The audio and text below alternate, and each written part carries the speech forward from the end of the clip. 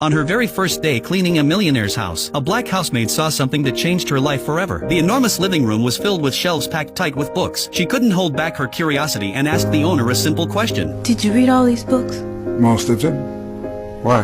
His answer made her realize something powerful. Knowledge could truly change a person's destiny. That night, when she got home, she turned off the television. She sat down and made a learning plan for her children. She told them they had to finish 2 books every week, and on weekends they needed to write a report about what they had read. If you use that time to develop your God-given gifts, wouldn't be long before folks was watching you on TV. Those words sank deep into her son's heart. From then on, a boy named Carson studied late into the night, but even with all his effort, he was still at the bottom of the class. When his teacher asked how many questions he had answered correctly on the exam, he whispered, "None." The classroom erupted with laughter. Carson lowered his head in shame. Every day after school, he avoided his classmates so he wouldn't face their stares, but the teasing never stopped. Finally, he lost his temper and got into a fight. He was sent to the principal's office. When the principal demanded an explanation, Carson said it was an accident, but no one believed him. The principal pulled out his report card and handed it to his mother. It was filled with nothing but D's and F's. He warned her that if things didn't change soon, the school would have no choice but to expel him. On the way home, Carson was overwhelmed with guilt. He promised his mother he would never fight again, but when it came to grades, he wasn't so sure. He had already tried his hardest, and maybe his classmates were right. Maybe he really was dumb, but his mother looked him in the eyes and said firmly, "You're not dumb, my son. You are smart. You just haven't used your intelligence yet. But if you keep these grades, you'll spend your whole life scrubbing floors in a factory." Her words shook Carson to the core. He vowed to change, to prove himself to his mother. Yet no matter how hard he worked, his grades didn't improve. Then one day, his mother noticed something strange about the way he read. She soon discovered the truth. Carson was severely nearsighted. She didn't hesitate. She broke open her savings and bought him his first pair of glasses. For the first time, the words on the board came into focus. For the first time, his eyes locked onto the pages of his books. Slowly, his grades began to rise. The day he finally passed an exam, his mother's joy was beyond words. From that moment on, Carson started to love learning. He read late into the night at the library. He read in his dimly lit bedroom. He even read in the bathroom at home. Anywhere he could, he studied. Soon, his grades improved dramatically. When he brought home his very first A, he rushed home after school, eager to share the joy with his mother. But she told him calmly, "If others can do it, you can too, and you can do even better." Those words became his driving force. Carson pushed himself harder than ever. The first time he stood at the front of the class to be praised by his teacher, he felt something he had never experienced before. It lit a fire inside him. As time passed, his hunger for knowledge only grew. He became fascinated with everything, even a simple pebble on the ground. His curiosity drove him to read every book he could find about rocks. That curiosity paid off one day in science class. The teacher held up a black stone and asked if anyone knew what it was. The room was silent. Then Carson raised his hand. "It's obsidian," he said, and went on to explain how it formed. His explanation was so detailed that even the teacher learned something new. From that day on, his classmates saw him differently. After class, the teacher showed him a microscope.